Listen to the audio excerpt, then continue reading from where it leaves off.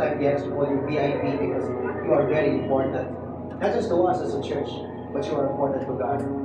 I want you to know the reason why you are here because hindi ka nalilimutan ng Panginoon. And maybe you are here today, you are saying, God, thank you sa goodness mo. And my reply, my response to you is to not forget you. If you are here today, this is your first time, can I pray for you? With everybody's eyes closed and head bowed down. Lord, marami pong salamat, Panginoon, for what you have done. Thank you, God, for bringing us in this place. And iniwala kami, Panginoon, that's not because of our own doing. Lord, you said in your word that we did not choose you, but you chose us.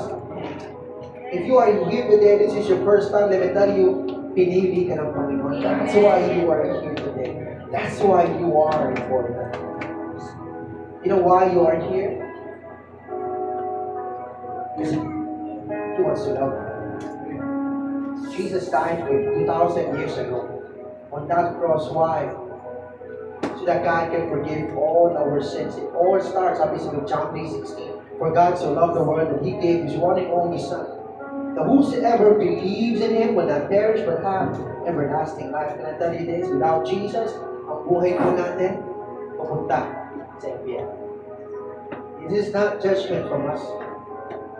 Because lahat po kami, including me, I was in that position before. Hindi ako sumusunod sa Panginoon. Ang buhay ko, pariwala ang buhay ko, walang pagtutunguhan. Praise God. Jesus, He reached out to you. Just like you and me today. Somebody reached out to you. Why?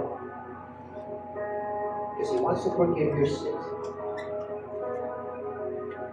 Sabi sa John 3:16 once again, that none will perish. I mean, word na yung perish. It's not just going to hell. The word perish, it means living apart from Jesus Christ. Maybe some of you today, again, maybe this is your first time, you've been living your life apart from Jesus. Ikaw ang laging nasusunod. And that's why, sabi nga yung buhay natin, it will eventually perish. Sabi mo, who believes in Him, whoever believes in Him, will not perish but have everlasting life. Everlasting life doesn't mean na mabubuhay ka forever.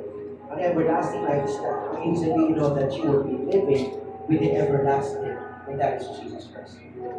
Maybe you will die in this world. But what's next? And if you believe in Jesus, you put your faith in Jesus, you will be with Him forever. So today, maybe you are here, and you have not given your life, you have not put your trust and your faith in Him yet. Today is the day. Again, with everybody's eyes closed and head bowed down, I'm going to count to 1 to 3. At the count of 3, I just want you to put your hands up. If you want to believe in Jesus, if you want to put your faith in Jesus and say, Lord, I believe in you.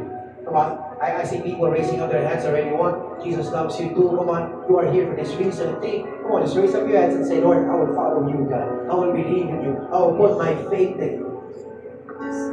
Yes, I see all the hands raised up today. Come on, keep on raising it. Keep it up, keep it up. Lord, you see the hands that are raised up today, God. They are saying, the Lord, they will follow you. The Lord, and they will believe in you. And not just believe in you, and not just forget you.